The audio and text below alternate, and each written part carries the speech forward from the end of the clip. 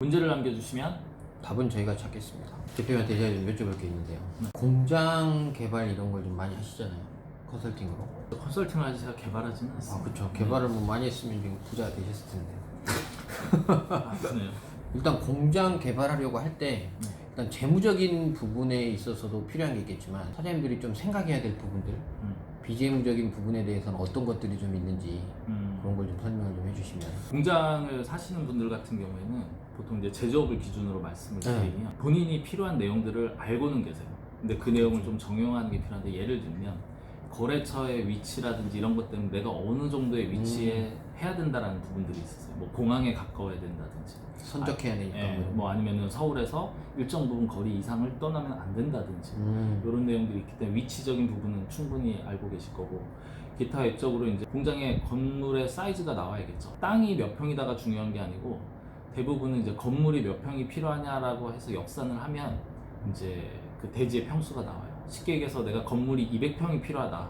네. 그러면은 건폐율이 이제 40%, 즉 대지에서 40%를 건물을 질 수 있는 거죠. 땅을 500평 정도, 500평을 사야 되네. 최소한 500평은 사야지 건물을 질 수 있는 거죠. 번외로 이제 전기라든지 써야 되는 차량의 어떤 사이즈 있잖아요. 그렇죠. 네. 컨테이너 들어오는 데들도 그렇죠. 있더라고요. 뭐 트레일러라든지 뭐 몇 톤 차량을 쓰냐에 따라서 사실은 도로 요건이 어느 정도 확보가 돼야 되는 경우가 있거든요. 도로도 봐야 되겠네. 그렇죠. 더 중요한 건 이제 홍사님이 소개해준 업체들 중에 보면은 이제 특별한 업종들이 있어요. 화학약품 다루는데. 그런다든지 분체 도장이라든지 아니면 기계 설비의 마력수가 높아가든지 아니면 뭐 폐기물 처리 업체라든지 이런 것들은 이제 환경 인허가라는 걸 받아야 되거든요. 뭐 소음, 진동, 뭐 배출 시설 이런 명세서에 의해서 인허가를 받아야지 돼요.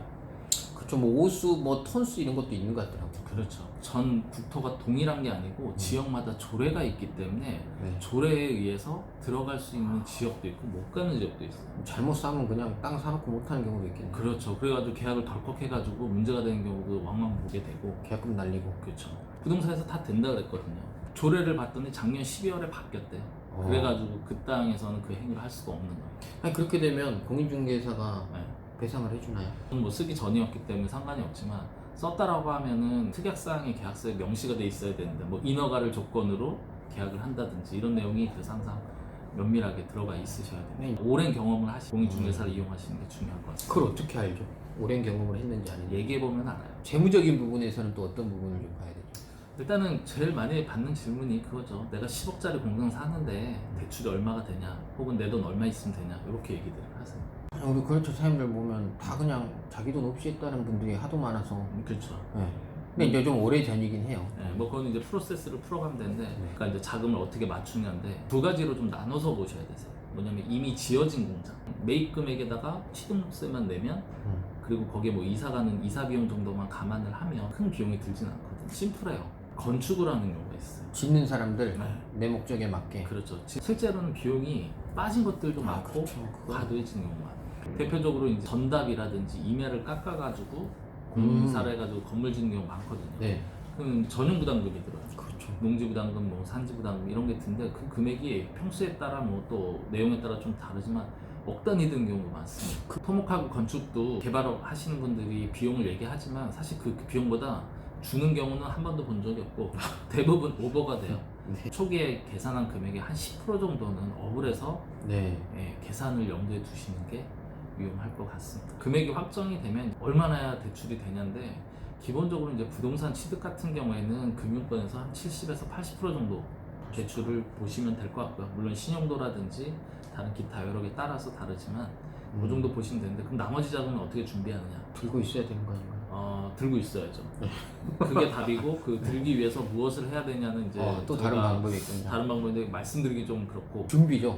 사전 준비. 사전 준비가 좀 필요하기 때문에 그거는 이제 영상에서 빼도록 하겠습니다. 제가 반대로 여쭤보면 공장을 이제 짓거나 아니면 공장을 사는 경우 세금이 발생하잖아요. 그렇죠. 당연히. 근데 이제 세금을 어떤 분들은 감면받는 내용들이 있고 막 이런 것도 섞여 있더라고요. 근데 이제 규정이 너무 많은데 다 설명드리긴 그렇고, 일단 창업 관련된 취득세 감면해주는 경우가 좀 있고요.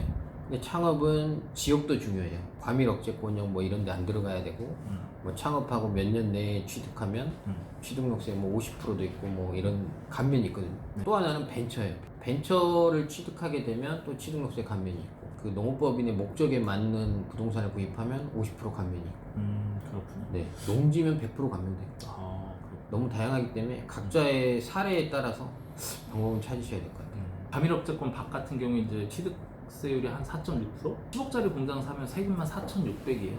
그렇죠. 근데 여기서 50% 감면이면 2,300만 원이 2,300이 까이는 거거든요. 미리 준비해 놓고 그다음에 시점이라든지 이런 거를 잘 맞춰가면 감면 그렇죠. 받을 수 있는. 그리고 또 공장을 이전하는 경우에 수도권에서 이제 나갈 때 이전하면 또 감면이 많거든요. 그렇군요. 근데 그것도 잘 알아봐야 되는데 몇 평 이상을 썼었느냐, 뭐 몇 평을 구해야 되느냐 이런 게 규정들이 있어서 그 규정에 맞춰서 준비해서 사면 감면을 받을 수 있지만 그걸 못 맞추면 의미가 없어요. 소유를 개인으로 그냥 살 거냐, 그렇죠. 아니면 법인으로 살 거냐 이것도 맞습니다.